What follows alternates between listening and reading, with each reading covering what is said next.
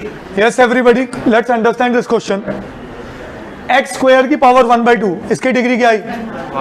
1 आई. x square की power 1/3 क्या आई? 2/3. कौन बड़ा, 1 या 2/3? तो भाई न्यूमरेटर की डिग्री 1 आ गई. यस और नो?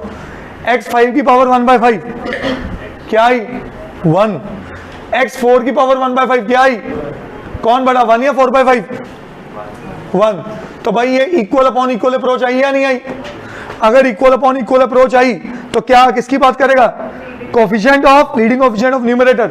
हाँ जी, इसका लीडिंग कोफिशिएंट कौन है? x स्क्वायर का √1. और √1 क्या होता है? इधर x, समझो मेरी बात, x 5 की पावर 1/5 x ही हुआ, उसका लीडिंग कोफिशिएंट कौन है? 1. तो आंसर क्या आया? सर इसकी पावर 1/5 करिए जी सर. बच्चे. यस स्टूडेंट्स, एक बहुत इंपॉर्टेंट रिजल्ट जो हमें हमेशा याद रखना है और इसको डायरेक्टली अप्लाई करना भी अभी सिखाऊंगा. याद है ये चीज तो हमने क्लास 10th में कर ली थी, sum of n terms. What is the formula for sum of n terms? Very good. n into n plus 1/2 और नीचे एक n स्क्वायर ऑलरेडी है. यस और नो? अब ऊपर की डिग्री क्या है? 2. n into n square. नीचे की डिग्री क्या है? तो क्या ये इक्वल अपॉन इक्वल अप्रोच आई? और जब भी इक्वल अपॉन इक्वल अप्रोच आती है तो leading coefficient of numerator upon, तो इसका लीडिंग कोएफिशिएंट कौन है? 1. और इसका लीडिंग कोएफिशिएंट कौन है? ये मेरा आंसर है. कहानी पकड़ में आई? हाँ जी. फिर हम ऐसे नहीं लिखेंगे 1 की डिग्री 1 है. नहीं नहीं बेटे, ये एक सीरीज है, पहले सीरीज को सॉल्व करना पड़ेगा. अगला केस आ जाओ जी इधर. Sum of square of n terms का फॉर्मूला मैंने कराया हुआ है, +1 में भी कराया, 10th में भी कराया. Sum of square of n terms कुछ नहीं याद किसी को? n into n plus 1, 2n plus 1 divided by 6. नहीं याद था, I am sure of it. और नीचे एक n क्यूब ऑलरेडी है. सही है. अब नोटिस करो, ऊपर की डिग्री, नीचे की डिग्री, तो आंसर क्या होना चाहिए? Leading coefficients. हाँ जी, ऊपर का leading coefficient n into n into 2n क्या बना? 2n cube. तो लीडिंग कोएफिशिएंट क्या आया? और नीचे क्या आया? आंसर क्या आया? 1/3. कहानी पकड़ में आई? अगला केस. हाँ जी, व्हाट इज द, प्लीज बच्चा, what is the leading coefficient of, sorry, what is the sum of this series? n into n plus 1/2 का होल स्क्वायर. Very good. और नीचे कौन है? 1/n की पावर 4. यस और नो? कहानी याद है? अब ध्यान से समझना, इसको अगर खोलो अंदर, न्यूमरेटर में बचा n square into n plus 1 का स्क्वायर अपॉन 2 का स्क्वायर कौन है? 4.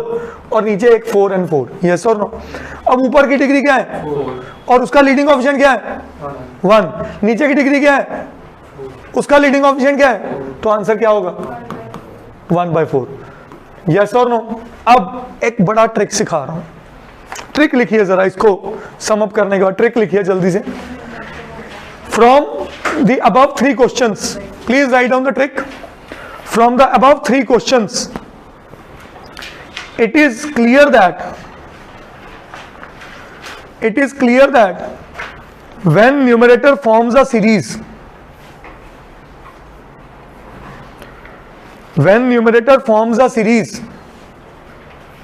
and having difference of numbers, having difference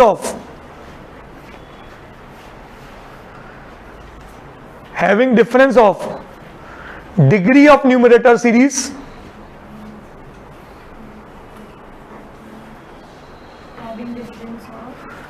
numerator series and denominator's degree is 1. जब वो डिफरेंस 1 होगा, then answer will be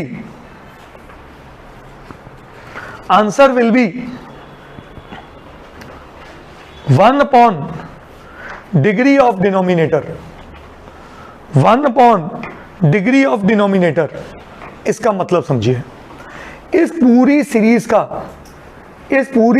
का मैं इसका रिजल्ट नहीं बोल रहा हूं, सीरीज का डिग्री क्या थी? 1 थी. इसकी डिग्री क्या थी?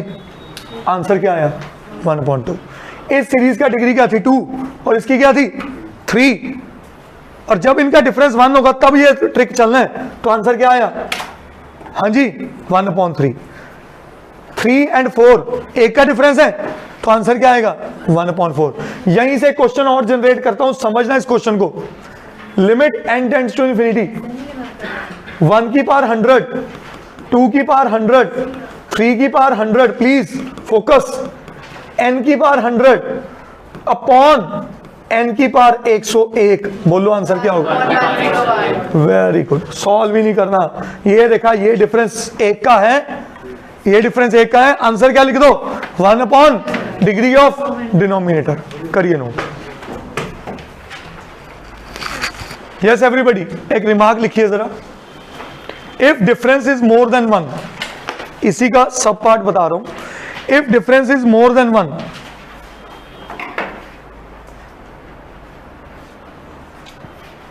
then answer is always 0, then answer is always